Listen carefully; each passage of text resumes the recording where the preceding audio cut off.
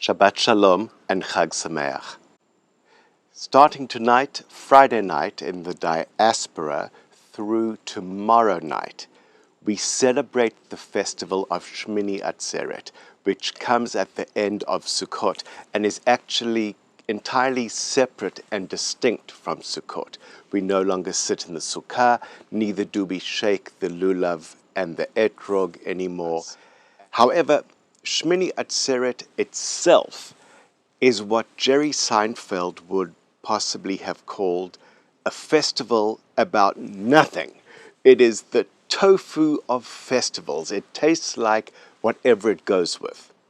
We're told in Leviticus 23:36 that the 8th day after the beginning of Sukkot will be a festival when there will be a holy gathering. And that's it. Period. So, if anyone should stop you, for example, in the aisle at Wegmans and say to you, by the way, this Shemini Atzeret thing, what's it all about? And you don't know the answer, don't feel bad. It's okay. Rest assured, though, that our sages do have something to say about it. Of course. Rashi, our famous 12th century French rabbi, taught that Shemini means 8th. So it's the 8th day. The word Atzeret, however, an assembly, is derived from the root atzar, which means to stop or to hold back. Like in Israel, a stop sign at a street will say Atzor, stop. And this suggests to us the sense of, I stop or hold you back with me one day more.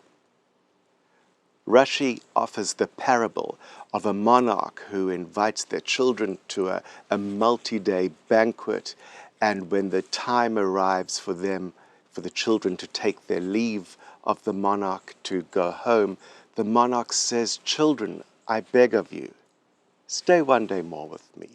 It's so hard for me to part with you." Or as Rachel and I joke lovingly, it's kind of like whenever we're about to leave her father's home in Connecticut. We've packed the car, we've buckled the kids in, we're about to set out on our long drive home, and he says to us, "Why are you leaving so soon? Stay till after lunch, stay later." So there is nevertheless something quite beautiful going on here. Rashi suggests to us that we spend the high holy days and then shortly afterwards Sukkot, we spend this time reaching out to God, asking for forgiveness, asking for redemption, protection. And as the end of the fall holy day season approaches, God is reluctant for us to leave, for us to go off and return to our daily lives. God has enjoyed this intimacy and wants the closeness to continue. Rabbi Eliezer Diamond wrote, "For me, this midrash, this parable of the monarch and the visiting children, suggests that the relative calm and simplicity of Shemini Atzeret is a necessary complement to the solemnity and celebration of the surrounding holidays." He writes, God is not to be found only in the peak moments of petition and celebration. These can only serve as catalysts for intimacy with the divine in daily life, but not as substitutes for that closeness. But Shemini Atzeret, on the other hand, reminds us that God seeks our presence just as we seek God's, and that the opportunity for that encounter exists every day of the year, with or without a shofar, on a day with or without a sukkah, on a day when there may or may not be something as grand as a Seder.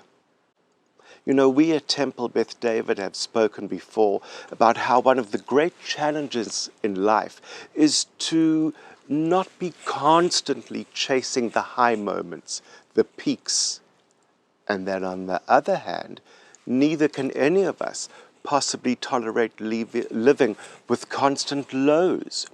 Rather, the challenge is to make peace with the fact that most of life takes place in the space between, in the grey space, which lies between black and white, what we might refer to as the humdrum of daily life. Indeed, celebration and maybe even a bit of drama can be exciting and wonderful, even intoxicating from time to time. But a life of endless celebration is unsustainable, even dangerous. And pretty soon one becomes inured to even perceiving the highs, to even sensing that they're there. So, with the arrival of this final set of holy days, really until between now and Hanukkah, we begin to slow things down, to return to a more normal, more bearable, more livable pace and lifestyle.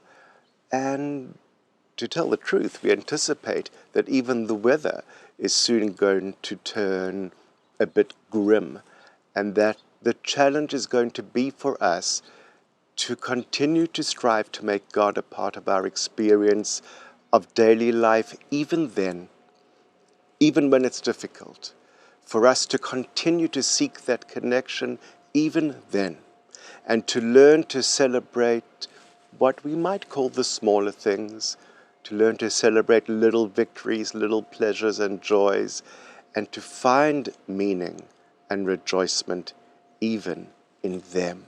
And as we do, we hope that everyone in our Temple Beth David community and way beyond will remain well and will remember that we're still living in a time of global pandemic, when precautions remain necessary despite our growing fatigue with the situation. Remember that just like that tired joke about God and the rescue helicopter, while we pray to God for healing in times of sickness, there are also often times when we need to take precautions to prevent becoming sick at certain times. And in those moments of illness, there are times when we need to then pursue appropriate treatments. The point is that there are certain things for which we need to take responsibility in addition to having faith in God. And this is our chance to do so, to wear masks, to avoid large crowds, to generally maintain social distance, and do whatever we can to stay well in the face of a known and horrible danger.